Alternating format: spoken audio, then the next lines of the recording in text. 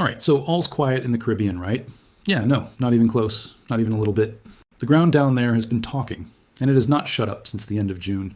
So buckle up, because tonight we're going deep into new earthquakes shaking the Caribbean, and exactly what scientists are watching right now, and trust me, there's a lot to watch. We've got a locked plate boundary, we've got a trench that could theoretically send a tsunami all the way up the entire US East Coast, and we've got real recent shaking, not decades-old textbook stuff. Real shaking from just the last few weeks that has seismologists genuinely on edge. So let's get into it, because this is one of those stories where the science is fascinating, but the stakes are also just brutally real. Let's start with the big one, because you cannot talk about anything happening in the Caribbean right now without going back to June 24th. That's the date northern Venezuela got hit with what scientists are calling a doublet. And if you don't know what a doublet is, don't worry. I'm going to walk you through it because it's honestly one of the wildest things in seismology. At 6:04 in the evening local time, a magnitude 7, 2 earthquake ripped through Veros municipality west of San Felipe.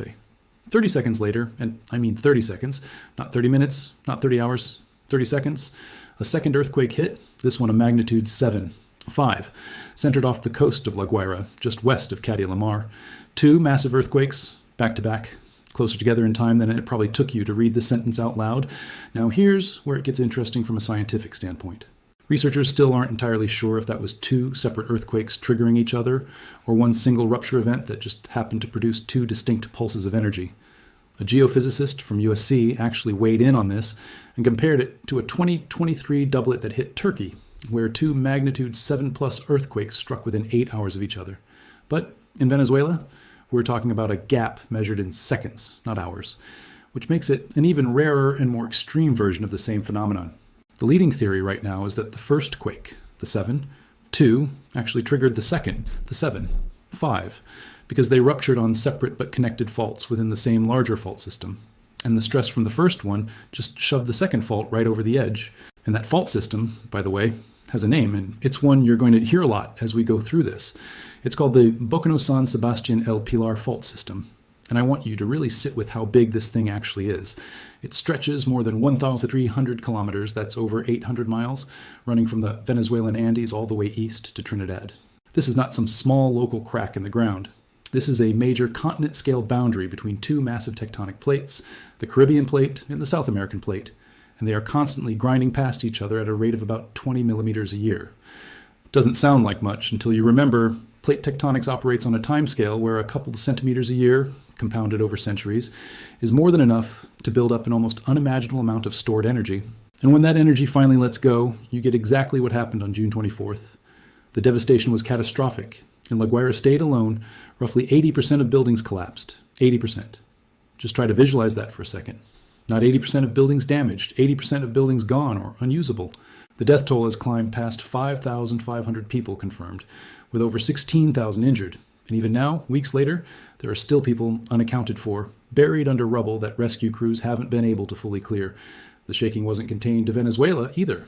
People felt it in Bogota, in northeastern Colombia, and unbelievably, all the way in northern Brazil, in cities like Manaus, Belém, and Macapá, where it actually triggered evacuations. That's how much energy got released in those 2 ruptures, energy that traveled through the Earth's crust and rattled buildings 1,000 miles away. Now, if you go and like or comment on this video, do me a favor and tell me where you're watching from. Because I guarantee some of you felt at least one of these events, even if you weren't anywhere near Venezuela.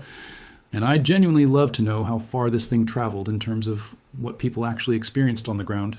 Here's a detail that a lot of people miss, and it matters more than you'd think. Both of these earthquakes were shallow. The 7.2 struck at a depth of about 10 kilometers, and the 7.5 at around 20 kilometers.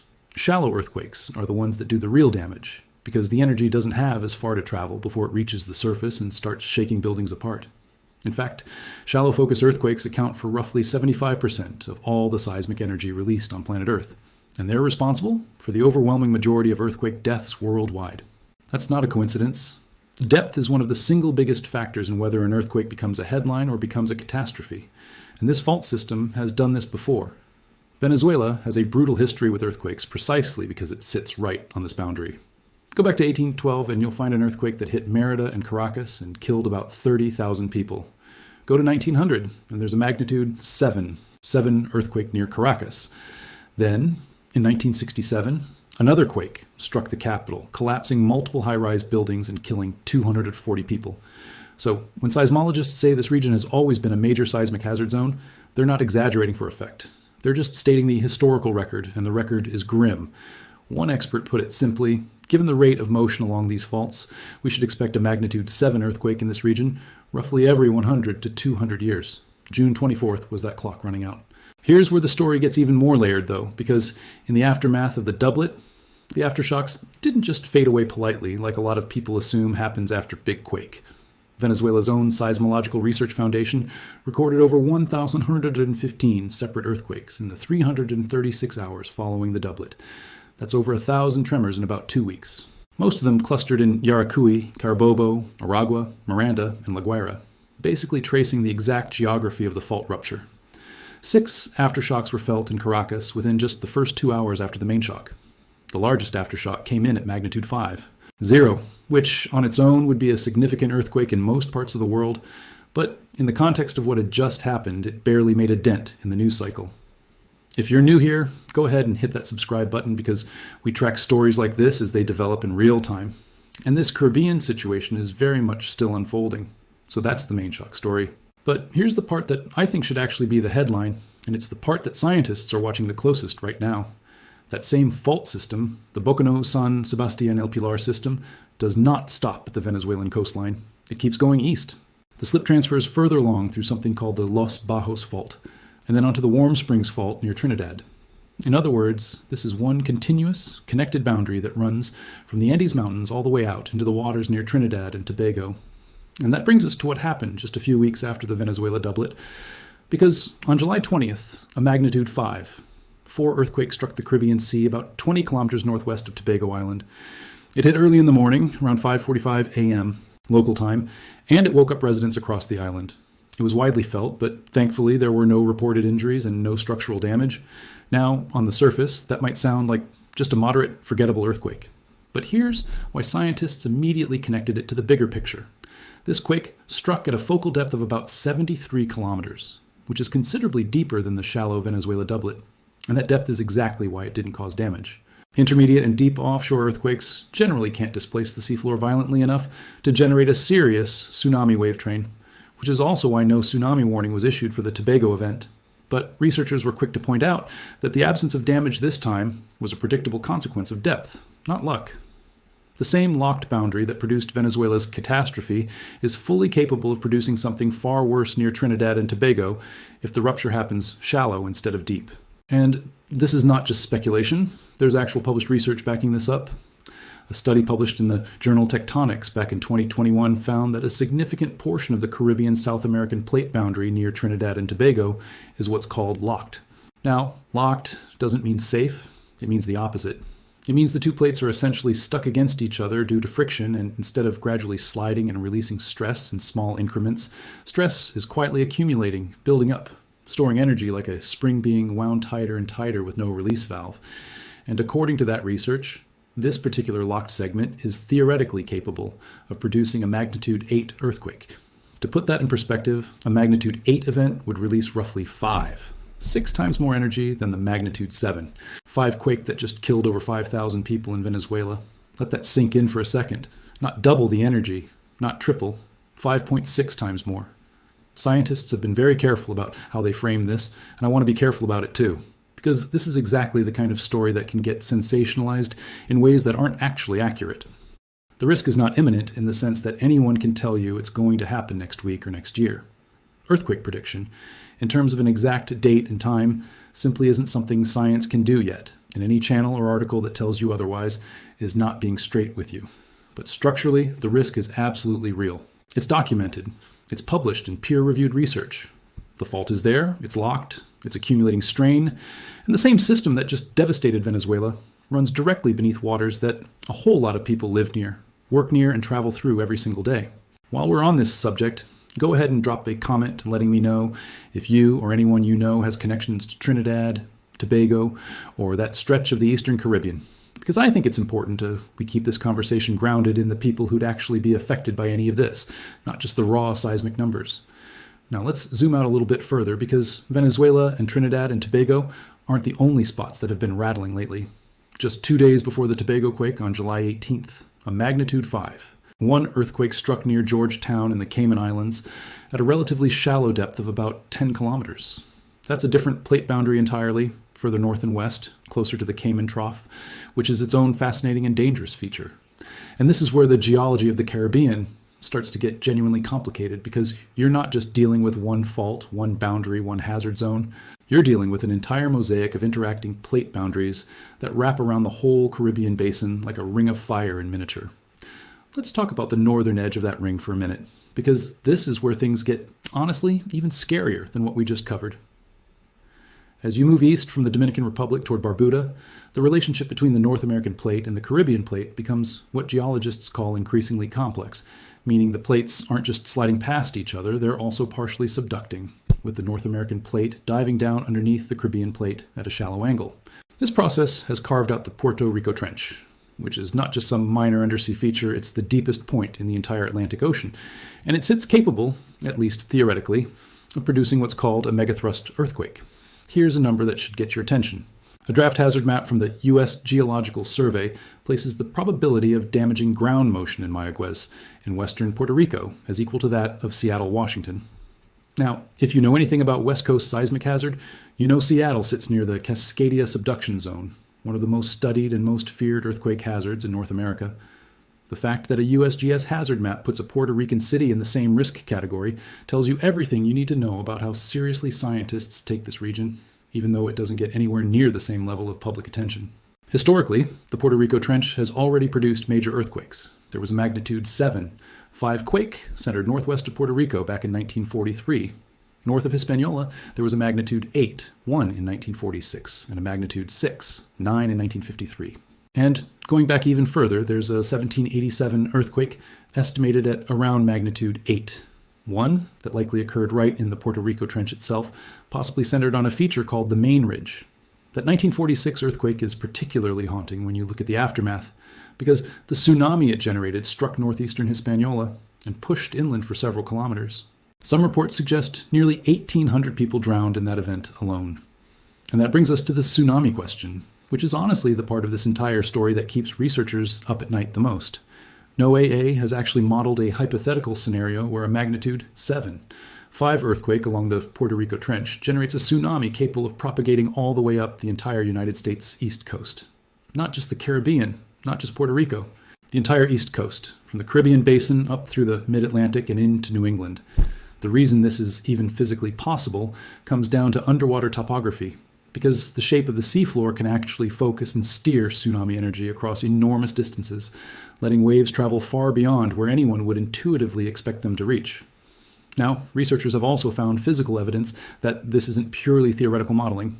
A team led by USGS scientists discovered tsunami deposits in a coastal mangrove pond in northwest Puerto Rico, at a site called East Bajura near Isabela.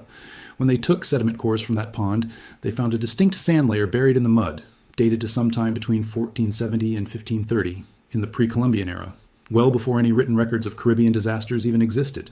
Based on that deposit, and similar age deposits found on other Caribbean islands up to 400 kilometers away, researchers estimate the earthquake that caused it was somewhere around magnitude 8, 7 or larger. An event of that scale would have generated a tsunami powerful enough to cross the entire Atlantic Ocean. Now, to be fair and balanced here, because I think it's important, not every scientist believes a full-blown magnitude 9 megathrust is realistic for this particular trench.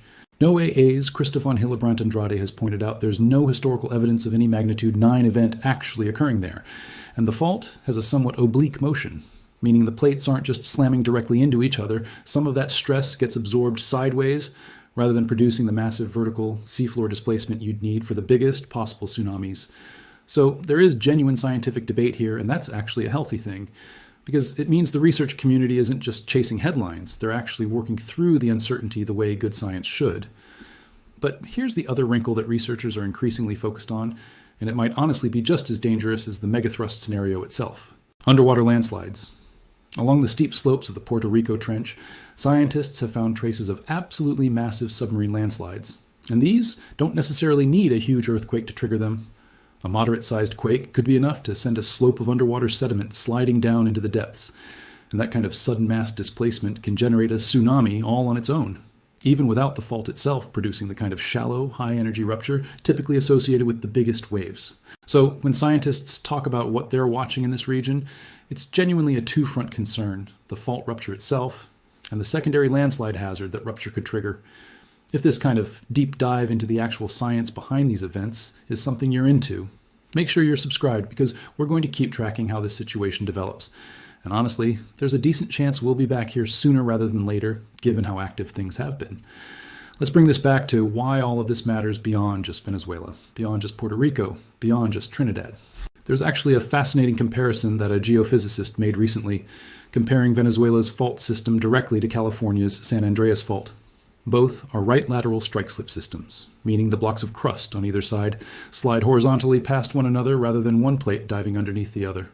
Both sit along major plate boundaries, the Caribbean and South American plates in Venezuela's case, the Pacific and North American plates in California's case.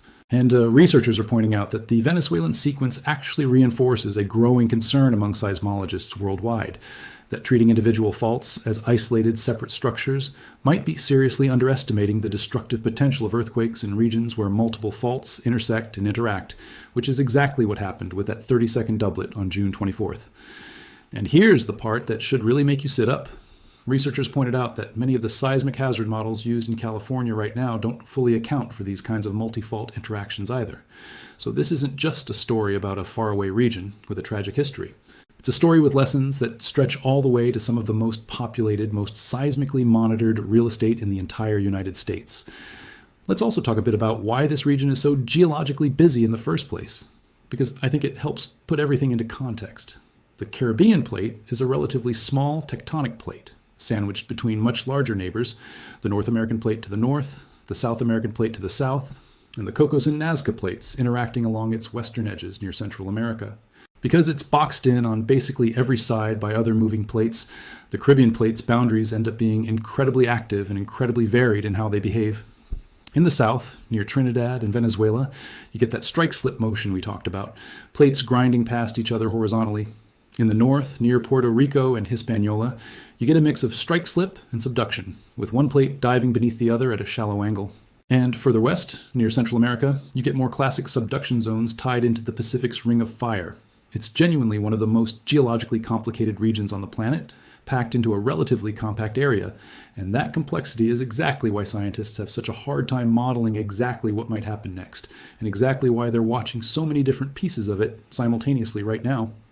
I also want to touch on something that came up in the expert reactions to the Venezuela doublet, because I think it's genuinely reassuring in a strange way. When the main shock hit, tsunami advisories were issued for parts of the Caribbean, but the forecast wave heights stayed small, under about a foot for places like Puerto Rico and the U.S. Virgin Islands, and no significant marine impact ended up happening. That's actually consistent with how strike-slip earthquakes typically behave, because the fault motion is largely horizontal rather than vertical. It doesn't displace the water column nearly as violently as the kind of vertical seafloor movement you'd get from a subduction zone earthquake.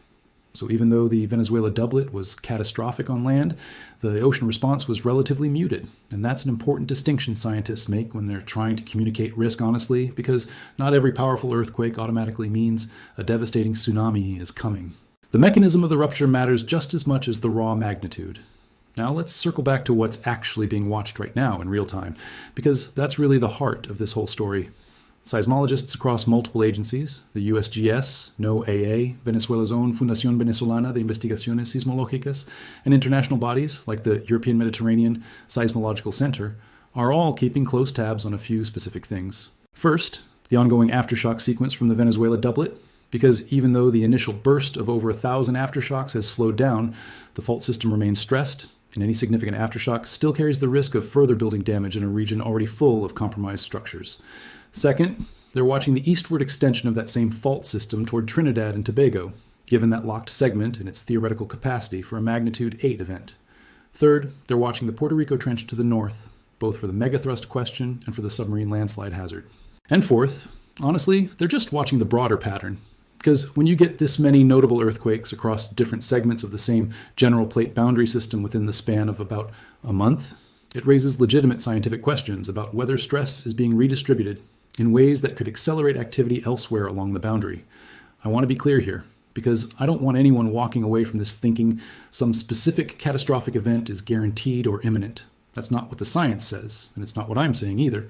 What the science does say is that this is a genuinely active, genuinely dangerous plate boundary system, that it has a well-documented history stretching back centuries, that it just produced one of the deadliest earthquake events in recent memory, and that multiple credible, peer-reviewed lines of research point to real structural risk in the areas immediately surrounding it. That's not fear-mongering, that's just an honest read of where the data actually stands right now. And honestly, I think that's exactly why this story deserves more attention than it's getting. A lot of the global conversation moves on pretty fast after the initial shock of a disaster fades from the headlines. Venezuela's earthquake made huge news the week it happened, and rightfully so. But 3, 4, 5 weeks later, the news cycle has largely moved on to other things, even though the actual seismic story is still very much unfolding. People are still trapped under rubble in some areas. This is a story that isn't over just because it's not trending anymore. There's also a human resilience angle here that I think is worth sitting with for a second. In the middle of all this devastation, there have been incredible stories of citizen science and community response, helping researchers actually understand what's happening. The Did You Feel It survey system that the USGS runs, where regular people report their own experience of shaking, has been absolutely critical for refining exactly how these earthquakes behaved on the ground, especially in areas where dense instrumentation isn't always available. Regular citizens submitting felt reports are literally helping build the scientific picture in real time. It's a reminder that even in the middle of a genuinely terrifying natural disaster, there are people on the ground contributing to the science that might help protect the next community in the path of the next rupture. Let's also talk about the rescue and recovery side of this, because the seismic story and the human story are really impossible to separate. In the immediate aftermath of the doublet, international search and rescue teams from multiple countries mobilized to Venezuela, working alongside local emergency crews in a race against time that every disaster responder knows all too well, because survival rates in collapsed building rubble dropped dramatically after the first 72 hours. Crews were pulling survivors from beneath collapsed structures in Cautia La Mar and across La Guaira State for days after the initial shaking stopped, working through unstable rubble that could shift or collapse further with every aftershock that rippled through the region. And that's part of why the sheer number of aftershocks matters so much beyond just the seismological interest. Every single one of those 1,000+ tremors represented a fresh risk to rescue workers digging through compromised structures, a fresh chance that a partially standing wall or a cracked support beam could give way. It's one thing to look at a magnitude number on a chart. It's another thing entirely to think about what that number means for someone standing on top of unstable rubble trying to save a life. The economic toll is also worth mentioning, because earthquakes of this scale don't just level buildings. They level infrastructure that takes years, sometimes decades, to fully rebuild. Roads, water systems, power grids, hospitals, schools, all of it gets thrown into chaos simultaneously. And in a country already dealing with significant economic strain, the challenge of rebuilding becomes even steeper. This is part of why the scientific community keeps emphasizing preparedness and early warning infrastructure as much as they emphasize the pure research side of things. Because the goal isn't just to understand these faults academically, it's to give vulnerable communities enough warning and enough structural resilience that the next major event doesn't produce the same scale of loss. And that's really where a lot of the forward-looking research energy is going right now. Engineers and seismologists working in the Caribbean have been pushing for updated building codes across multiple islands, codes that actually account for the kind of shallow, high-intensity shaking these strike-slip faults are capable of producing. Puerto Rico, given its comparison to Seattle in terms of hazard probability, has been a particular focus, with researchers arguing that construction standards across the island need to be treated with the same seriousness as construction standards along the U.S. West Coast, not as an afterthought, but as a genuine, well-funded priority. The problem, as it so often is with seismic hazard, is that the risk is largely invisible until the moment it isn't. Buildings that have stood for decades without so much as a crack can look perfectly safe right up until the specific combination of shallow depth, high magnitude, and unlucky proximity to a rupture turns them into rubble in under a minute. There's also been renewed conversation about tsunami early warning infrastructure specifically for the Caribbean basin. Because unlike the Pacific, which has a fairly mature and well-funded tsunami warning network built up over decades of major events, the Caribbean's warning systems are comparatively newer and less densely instrumented. NIUE and regional partners have been working to expand sensor coverage and improve response times, but researchers studying the Puerto Rico Trench have pointed out that a nearby rupture could send a wave onto Puerto Rico's coastline in as little as 20 minutes, which leaves an incredibly narrow window for warnings to actually reach people and for people to actually get to higher ground. 20 minutes? Sounds like a lot until you think about how long it actually takes to notice an earthquake, process what's happening, receive an alert, and physically move a family, especially in dense coastal communities where evacuation routes aren't always straightforward. So, where does this leave us?